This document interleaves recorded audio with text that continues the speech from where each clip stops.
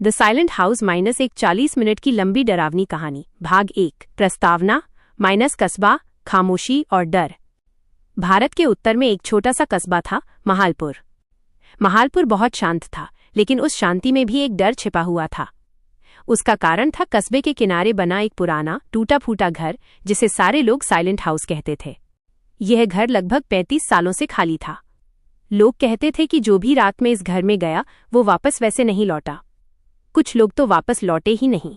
रात के समय घर की टूटी खिड़कियों में हल्की रोशनी दिखती थी, कभी कभी रोने की आवाजें भी सुनाई देती थीं। बच्चों को वहां जाने से मना किया जाता था। लेकिन आज एक ऐसा लड़का उस घर की तरफ जा रहा था जिसे डर से ज्यादा जिज्ञासा थी। उसका नाम था आरव। अध्याय 1। आरव की हिम्मत या बेवकूफी। आरव 23 साल का कॉलेज स्टूडेंट था। उसे रहस्यमयी जगहों की खोज करने का शौक था। वो कैमरा लेकर जगह जगह घूमता और यूट्यूब पर वीडियो डालता। एक शाम उसके दोस्तों ने मजाक में कहा, अगर तू सच्चा एक्सप्लोरर है तो साइलेंट हाउस में जाकर दिखा, रात को चला जाना, अगर हिम्मत हो तो। सब हंस रहे थे, लेकिन आरव गंभीर हो गया। ठीक है, उसने कहा, आज रात जाऊंगा, अकेले, और सब रिकॉर्ड करके दिखाऊंगा। उसके दिल में जिज्ञासा ज्यादा थी, डर कम। अध्याय 2। रात का समय और साइलेंट हाउस की पहली झलक। रात के 11:47 बजे आरव अपने कैमरा, टॉर्च और एक छोटा बैग लेकर घर से निकला। सड़कें खाली थीं, हल्की हवा चल रही थी। जब वो कस्बे के बाहर पहुंचा तो सामने घर नजर आया। टूटी दीवारें, टूटा हुआ गेट और खिड़कियां जो बंद होते हुए भी खुद ब खुद हिल रही थीं। अजीब बात यह थी कि घर के आसपास पेड़ों की पत्तियां तक नहीं हिल रही थीं, लेकिन घर की खिड़कियां हिल रही थीं, जैसे कोई अंदर चल रहा हो। आरव के कदम धीरे हो गए, लेकिन वो रुका नहीं। अध्याय 3। दरवाजे का खुद खुल जाना। आरव ने मुख्य दरवाजे को हल्का सा धक्का दिया। दरवाजा क्यू आर आर आर आर आर आर आर आर आर आर आर आर अपने आप पूरी तरह खुल गया। टॉर्च की रोशनी अंदर फेंकते ही उसे सिर्फ धूल के कण और टूटे फर्नीचर दिखे। लेकिन एक बात अजीब थी, अंदर बहुत ठंड थी, बहुत ज्यादा, जैसे अंदर कोई एयर कूलर चल रहा हो।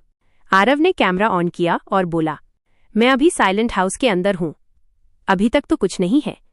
लेकिन जैसे ही उसने एक कदम अंदर रखा, उसके पीछे दरवाजा जोर से बंद हो गया।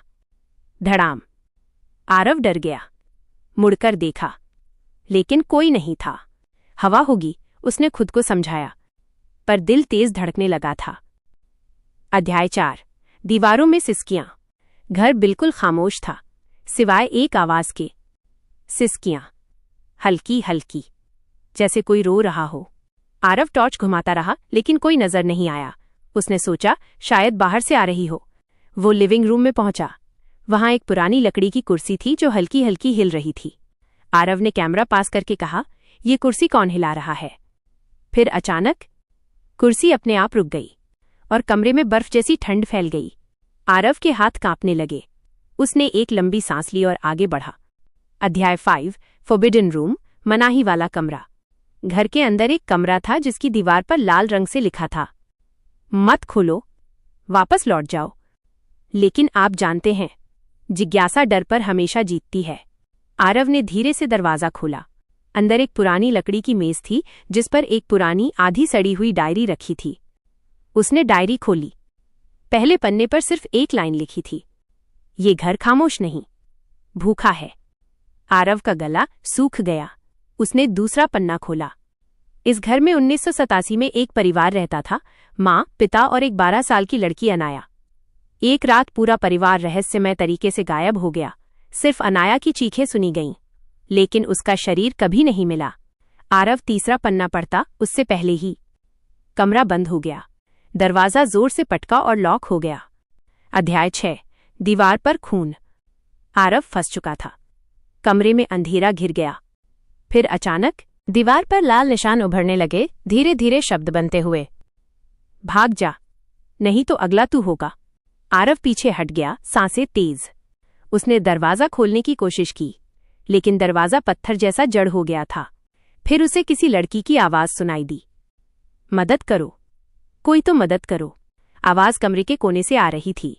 आरव टॉर्च घुमाकर देखने लगा, और तभी उसने देखा कमरे के एक अंधेरे कोने में एक लड़की झुकी हुई बैठी थी, सफेद कपड़े, काले बाल और कांपता हुआ शरीर।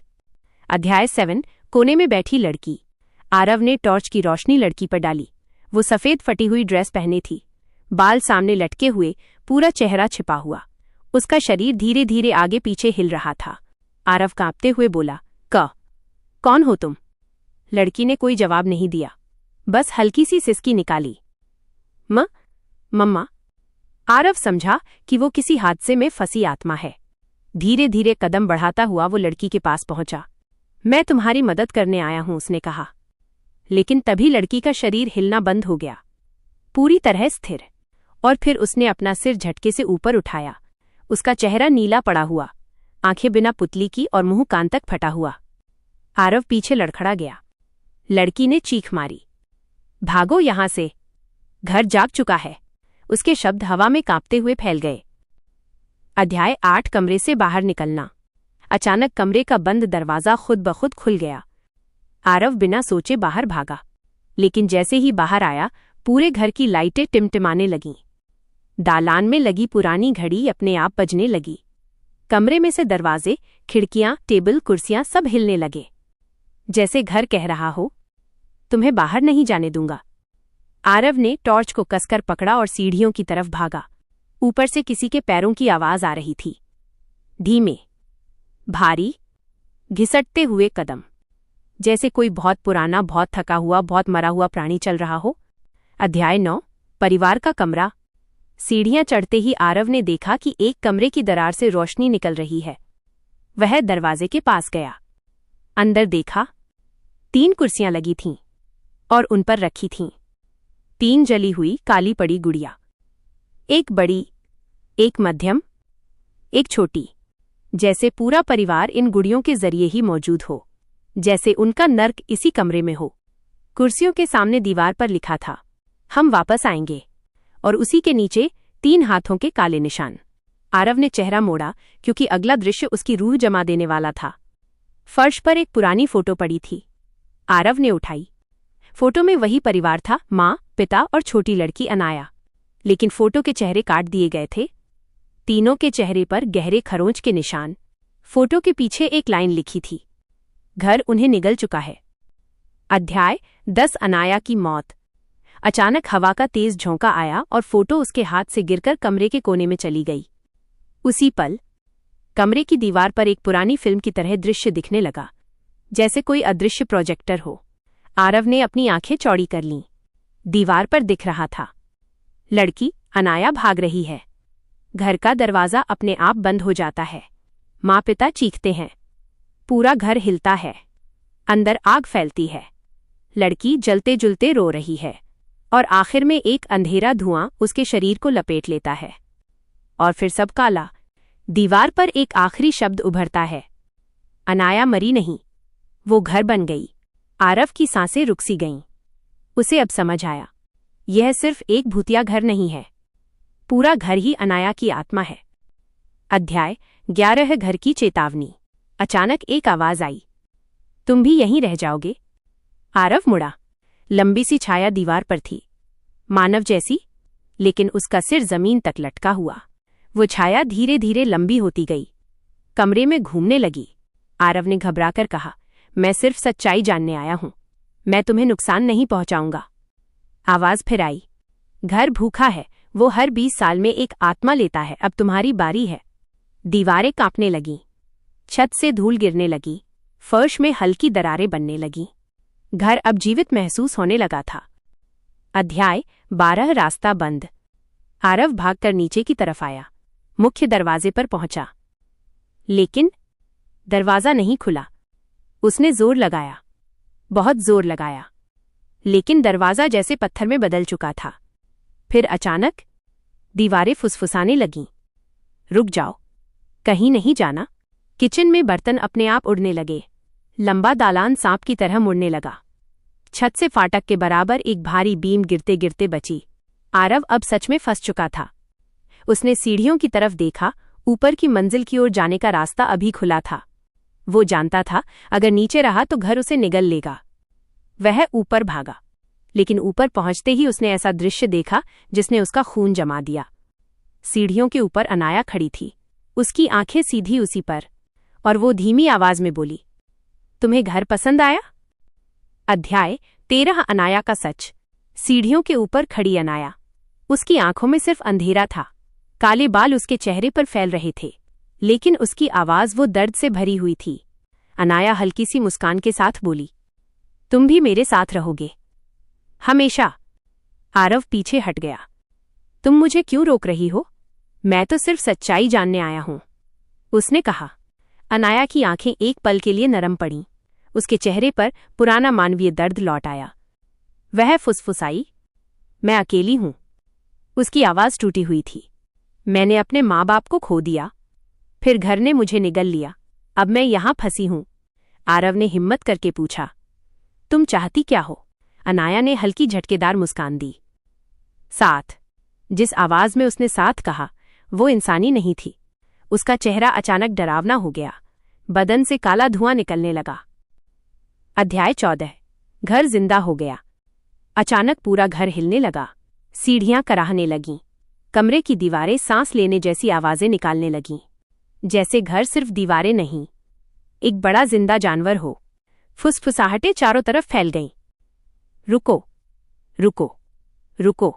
आरव दीवार पकड़कर खड़ा रहा, लेकिन तभी फर्श में एक गहरी दरार खुली और उसके नीचे से काली चीजें ऊपर आने लगीं। हाथ, कई हाथ, जो किसी अदृश्य शरीर से जुड़े थे, सब उसे पकड़ने की कोशिश कर रहे थे। अध्याय 15 आत्माओं का कमरा। आरव भागते हुए गलियारे में पहुंचा और एक दरवाजा खोलकर अंदर घुस गया। कमरा छोटा था, लेकिन अंदर दृश्य इतना भयावह है कि उसकी चीख निकल गई।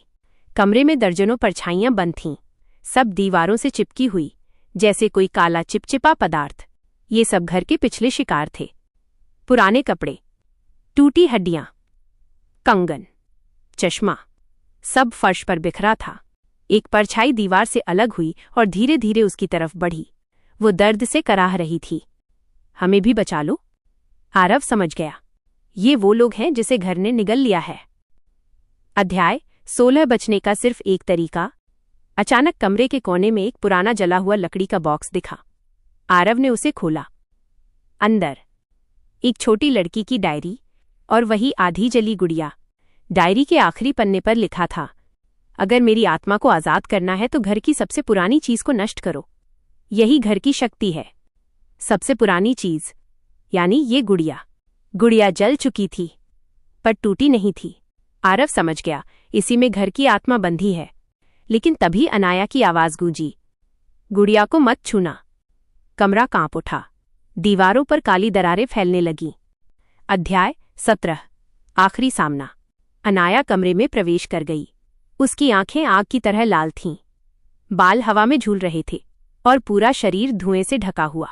आरव गुड़िया हाथ में पकड़े खड़ा था। अनाया गर्जी, मुझे मत छोड़ो, तुम भी यहीं रहोगे हमेशा।